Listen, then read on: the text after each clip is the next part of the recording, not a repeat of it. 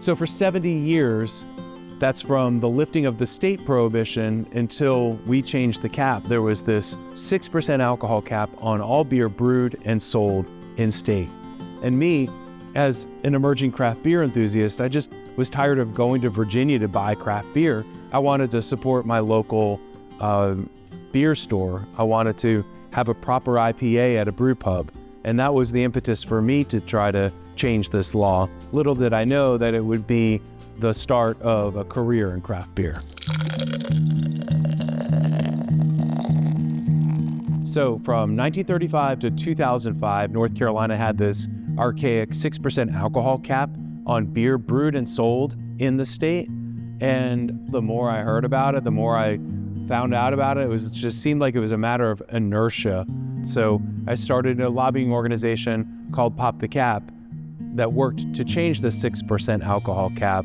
And after 3 years, really as a volunteer effort with no pretense of starting a brewery, we were successful with lifting that cap from 6 to 15%. So as part of the legislative process, when you go to try to change a law, a lot of times they're going to ask you for the economic impact. And we did our best guess as to what that meant. And we predicted that there'd be maybe 300 jobs created out of it. At the time, maybe 2 dozen breweries, now over 400 breweries, not all because of Pop the Cap, but certainly if that cap were still in place, there wouldn't be 400 breweries. So we were way off with our predictions, and I've never been so happy to be so wrong in my life.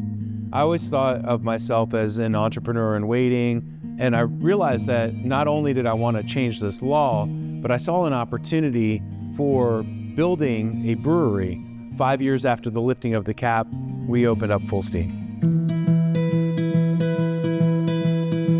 When Fullsteam opened in 2010, it was pretty novel to be a family-friendly brewery and to have food trucks and all those kind of trappings of that first wave of breweries that were public places.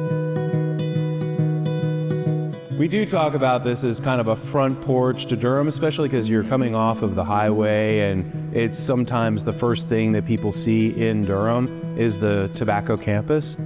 And it was really through the foresight of the Goodman family that they saw an opportunity to invest in this unusual complex of buildings that has this cigarette manufacturing history and revitalize it into this campus that it is today.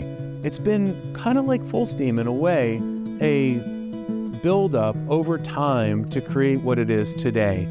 Our Boxyard location is really efficient. It's made out of shipping containers and it's pretty tight.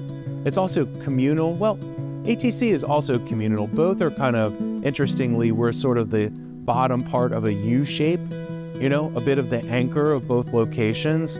But whereas Boxyard is focused on pizza and it's kind of more of a daytime into like happy hour kind of office environment, here at American Tobacco, we really see it being all hours of the day, from lunch into happy hour, into dinner, and into late night. We'll also have a pilot system. So we're brewing here on site at American Tobacco so that we can keep it interesting with small batch beers.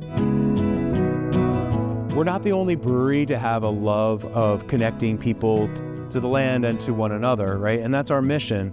It's always been our mission. I think our unique niche at Fullsteam is the land part. So we were the first brewery in the South to specialize in buying local ingredients. And you have other breweries saying, this makes sense, we want to do this too.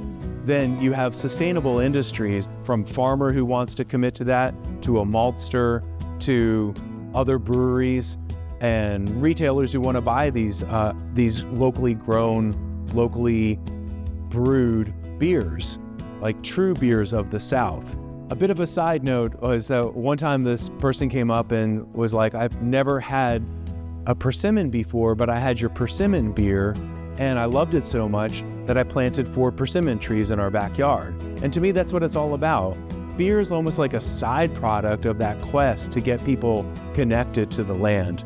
It's a vehicle for a larger story about our connection to the land and to one another.